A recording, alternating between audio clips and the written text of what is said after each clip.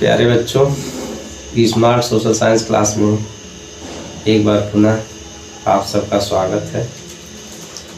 इसके पूर्व बहुविकल्पी के प्रश्न हम 2 लेसन का हल कर चुके हैं।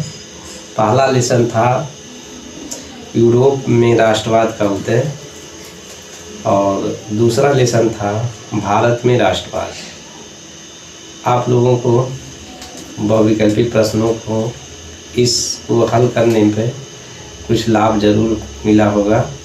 इसके बाद नेक्स्ट जो हम वीडियो बनाने जा रहे हैं वो भूमंडलीकृत विश्व का बनना, और इसमें कुछ भारत में राष्ट्रवाद के प्रश्न छूट गए थे, उसको भी हम इसमें शामिल करेंगे।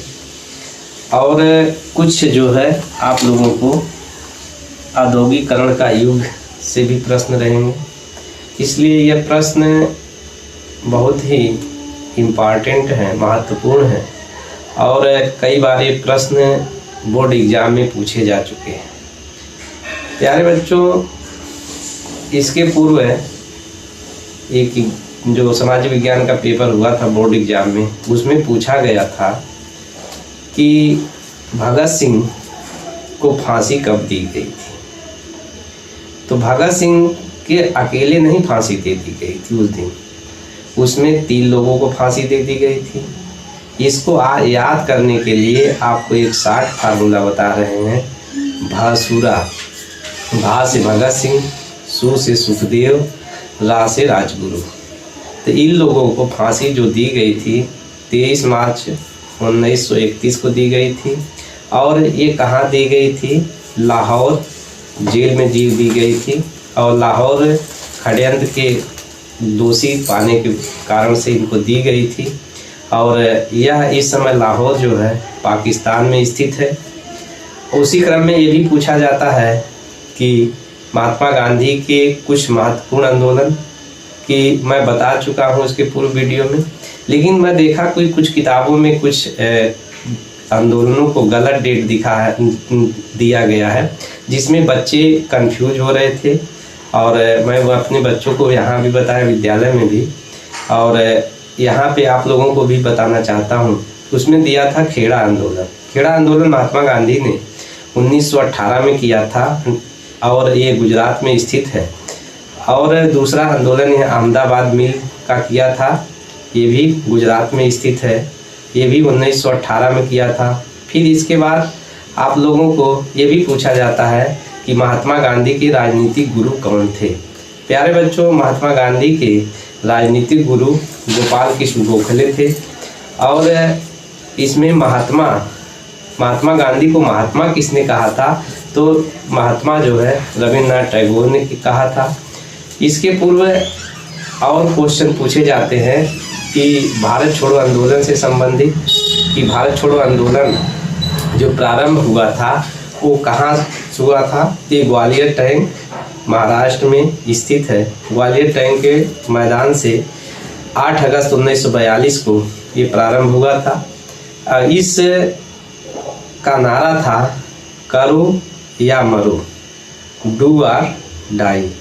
प्यारे बच्चों, इसके बाद आप लोगों को इसी क्रम में ये भी पूछा जाता है कि लाल बाल पाल में से किसको जो है भारतीय राष्ट्रीय कांग्रेस का अध्यक्ष बनाया गया था? तो लाल बाल पाल में से लाला लाजपत राय को, लाल मतलब लाला लाजपत राय की, जो कि सितंबर 1920 में एक कोलकाता में अधिवेशन हुआ था, विशेष अधिवेशन हुआ था, उसमें इनको भारतीय राष्ट्रीय कांग्रेस का अध्यक्ष बनाया गया था। इसी क्रम में बच्चों मैं आता हूँ भूमंडलीकृत विश्व के बनने से संबंधित प्रश्नों को, कि उन कौन कौन से प्रश्न हैं जो बोर्ड के एग्ज़ाम में कक्षा 10 सामाजिक विज्ञान के बोर्ड के एग्ज़ाम में पूछे जाते हैं। प्यारे बच्चों, आप लोग समय कम है, इसलिए अभी से आप लोग पढ़ाई में जुट जाइए और प्रतिदिन जितना समय हो सके आधा घंटा, 1 घंटा, 15 मिनट, 20 मिनट ज़रूर उसको रिवीजन के तौर पे करते रहिए। और मैं आप लोगों को ये भी सलाह देता हूँ कि मैं ये नहीं कह रहा हूँ कि मेरा चैनल बना हुआ है, आप लोग बराबर मुझको इस पे देखते रहिए।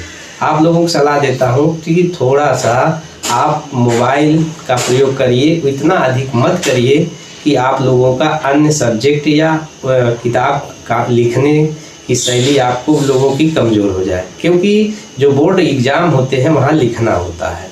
तो प्यारे बच्चों, इसलिए इस पे भी ध्यान दीजिएगा। जितने आप लिख करके प्रैक्टिस करेंगे उतने आपको याद होगा, उतने आप अच्छे मार्क्स लाएंगे।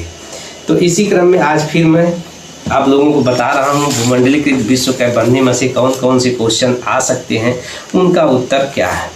पहला क्वेश्चन ये पूछा जाता है, अंतर्राष्ट्रीय मानवाधिकार दिवस कब मनाया जाता है। प्यारे बच्चों, ये तो आप लोग जानते होंगे कि 10 दिसंबर को अंतर्राष्ट्रीय मानवाधिकार दिवस मनाया जाता है। फिर आप लोगों से ये भी क्वेश्चन पूछा जाता है कि WTO, इसका पुराना नाम था गैट था और अब इसका नाम हो गया WTO, वर्ल्ड ट्रेड ऑर्गेनाइजेशन। इसका फुल फॉर्म है वर्ल्ड ट्रेड ऑर्गेनाइजेशन, जिसको हिंदी में कहते हैं विश्व व्यापार संगठन। इसकी स्थापना 1995 में हुई थी। और विश्व व्यापार संगठन का मुख्यालय कहाँ पे स्थित है, ये भी क्वेश्चन पूछा जाता है। तो विश्व व्यापार संगठन का मुख्यालय जिनेवा में है, जिनेवा स्विट्जरलैंड में है। उसी क्रम में नेक्स्ट क्वेश्चन पूछा जाता है, अंतर्राष्ट्रीय मुद्रा कोष की स्थापना कहाँ हुई थी और कब हुई थी। तो अंतर्राष्ट्रीय मुद्रा कोष की स्थापना जो होती है संयुक्त राष्ट्र अमेरिका में होती है राष्ट्र, और ये होती है 1944 में।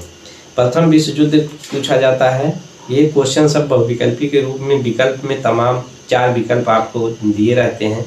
इसमें से जो मैं प्रश्न का उत्तर बता रहा हूँ, इसी विकल्प को आपको टिक मार करके गोला करना है।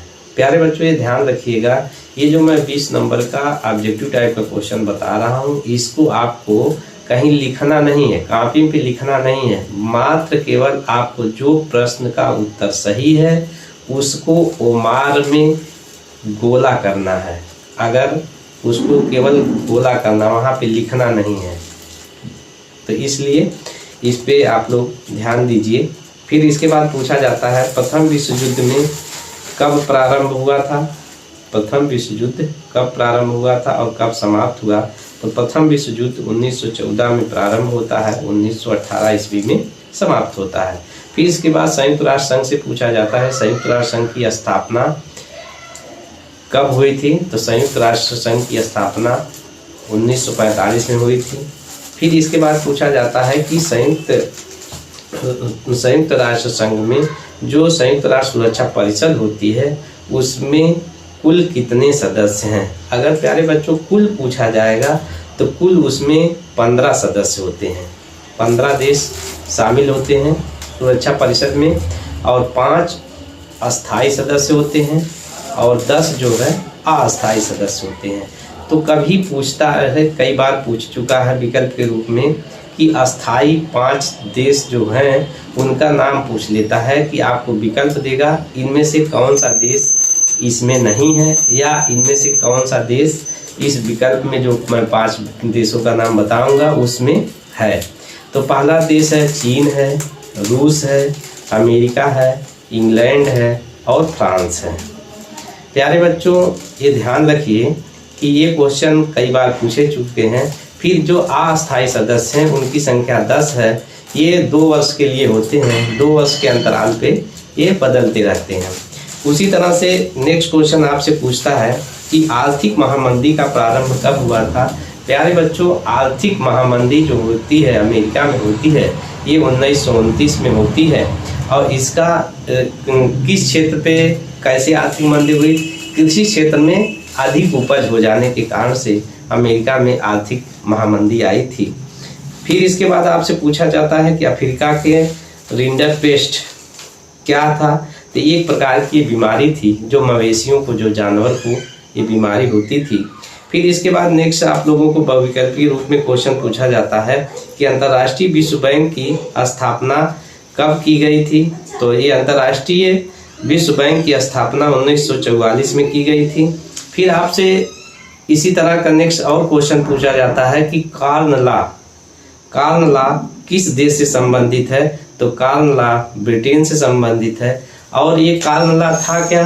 कॉमन लॉ ये था कि ब्रिटेन ने अपनी जो आयात की सामान्य वस्तुएं थी उस पर प्रतिबंध लगा दिया था और निर्यात पे उसमें टैक्स बढ़ा दिया था। प्यारे बच्चों, आयात निर्यात आप जानते होंगे कि आयात उसे कहा जाता है जब हम किसी वस्तु को दूसरे देश से मंगाते हैं। निर्यात उसे कहा जाता है जब हम अपने देश के में अधिक उत्पादन हो जाने के बाद हम दूसरे देश में भेजते हैं।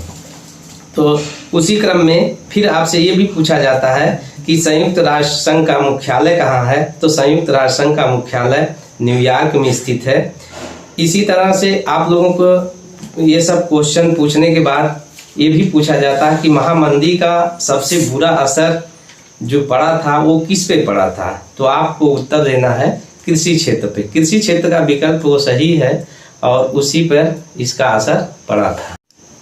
तो इसका असर सबसे अधिक पड़ा था कृषि क्षेत्र पे। तो उसी बाद अब हम लोग नेक्स्ट चैप्टर चलते हैं कक्षा 10 के सामाजिक विज्ञान में कि औद्योगिकरण का युग में। उसमें से प्यारे बच्चों ज़्यादा क्वेश्चन नहीं पूछे जाते हैं, 1-2 क्वेश्चन पूछे जाते हैं, तो उसको मैं आप लोगों को बता देता हूँ। औद्योगिक क्रांति किस देश से प्रारंभ हुई थी? तो औद्योगिक क्रांति इंग्लैंड या ब्रिटेन से प्रारंभ हुई थी। ये 18वीं शताब्दी में प्रारंभ हुई थी और ये 1750 से लेकर के 1830 तक चलती है।